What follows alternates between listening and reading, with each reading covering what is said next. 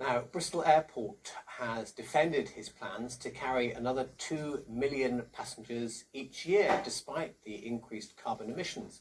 Meanwhile, work has started on a £60 million project to expand public transport facilities and increase car parking to cater for them. Well, it follows a 4-year legal battle with environmental campaigners and local groups. Our business correspondent Dave Harvey is at the airport, and Dave, this is the first time the Chief Exec has actually spoken out, hasn't he, since they won their court case. Good evening. It is absolutely right, David, and his message today was absolutely clear. The time for talk is over. Here they are cracking on. We tonight are on the roof of the car park opposite the main terminal, and just have a look down here, you'll see what I'm talking about.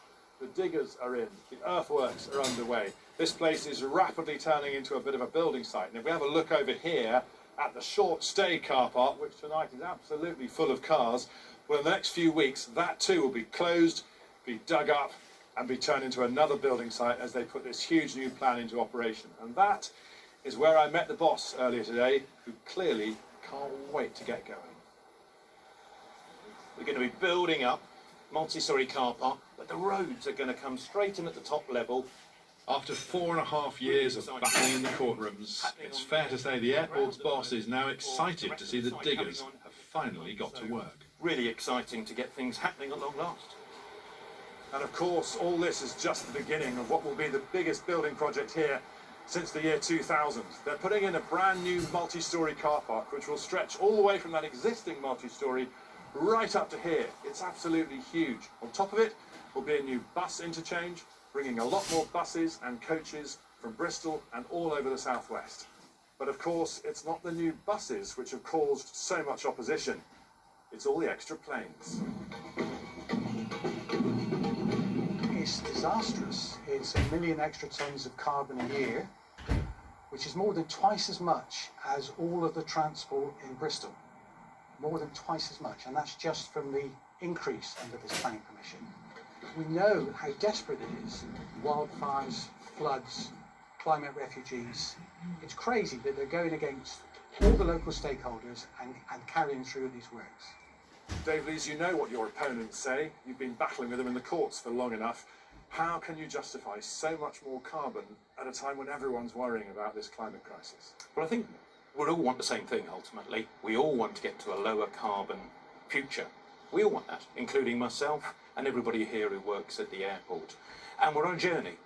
Aviation is on a journey, and for us at Bristol Airport, we've set out a really ambitious target for our own operations to be net carbon zero by 2030.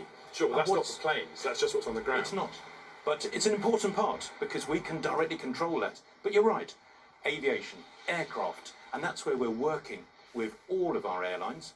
We've got some of the most modern aircraft fleets in the world operating out of Bristol Airport. Every single time you bring in a new fleet, it has lower emissions, and we then want to move on to things such as hydrogen, bringing hydrogen, and we're at the forefront in the UK of bringing forward hydrogen plans in terms of that infrastructure. So our ambition is high. We all want the same thing.